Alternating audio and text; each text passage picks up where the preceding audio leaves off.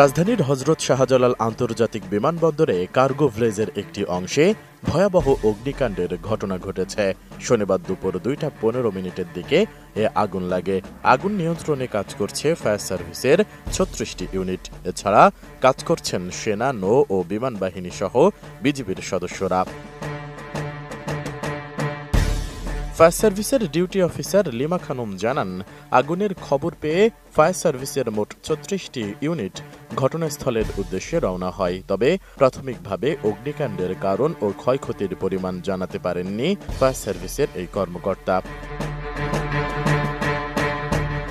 এর আগে ঘটনার পরপরই বিমানবন্দরের ফায়ার সেকশন, বাংলাদেশ বিমান বাহিনীর ফায়ার ইউনিট এবং অন্যান্য সংশ্লিষ্ট সংস্থা দ্রুত ঘটনাস্থলে পৌঁছে সম্মিলিতভাবে আগুন নিয়ন্ত্রণে আনার কার্যক্রম শুরু করে।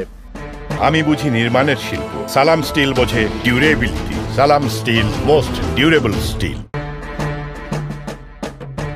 এদিকে আগুনের ভয়াবহতা বাড়তে থাকায় বিমানবন্দরে ফ্লাইট ওঠানামা সাময়িকভাবে স্থগিত ঘোষণা করেছে কর্তৃপক্ষ।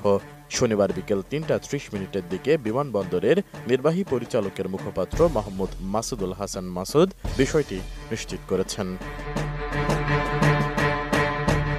বিমানবন্দর সূত্রে জানা গেছে, আগুনের ঘটনায় বিমান ওঠানামা স্থগিত থাকায় ঢাকা থেকে কুয়ালালামপুরগামী বাটিক এয়ারের OD-163 ফ্লাইট, ঢাকা থেকে মুম্বাইগামী ইন্ডিগোর 6E1116 ফ্লাইটটি ট্যাক্সিওয়েতে অপেক্ষা করছে।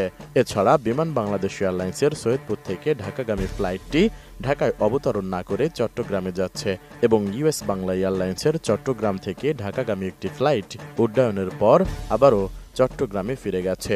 এছাড়া ঢাকাগামী ফ্লাইটগুলোকে আপাতত বিকল্প বিমানবন্দরে অবতরণের নির্দেশ দেওয়া হয়েছে। বিমানবন্দর কর্তৃপক্ষ জানিয়েছে, যাত্রীদের নিরাপত্তাকে সর্বোচ্চ গুরুত্ব দেওয়া হচ্ছে। কার্গো ভিলেজ এলাকার আগুন পুরোপুরি নিয়ন্ত্রণে আসার পর স্বাভাবিক ফ্লাইট চলাচল পুনরায় শুরু হবে। অন্যদিকে নিরাপত্তাজনিত কারণে সম্ভাব্য ক্ষতি এড়াতে হ্যাঙ্গারে থাকা বিমানগুলো সরিয়ে নেওয়া হচ্ছে। বিমানবন্দরের কার্যক্রম যাতে ব্যাহত না হয় সেজন্য বিমান কর্তৃপক্ষ বিকল্প ব্যবস্থা নিচ্ছে বলে জানিয়েছেন বিমানবন্দরের কর্মকর্তারা। তারা জানান, আগুন মূলত কার্গো ভিলেজ এলাকায়, যাত্রী টার্মিনালে এর প্রভাব পড়েনি। তবে পুরো এলাকায় এখন নিরাপত্তা বেষ্টনীতে ঢেকে দেওয়া হয়েছে। এখন পর্যন্ত কোনো হতাহতের খবর পাওয়া যায়নি। SI রাজ, ATN নিউজ, ঢাকা।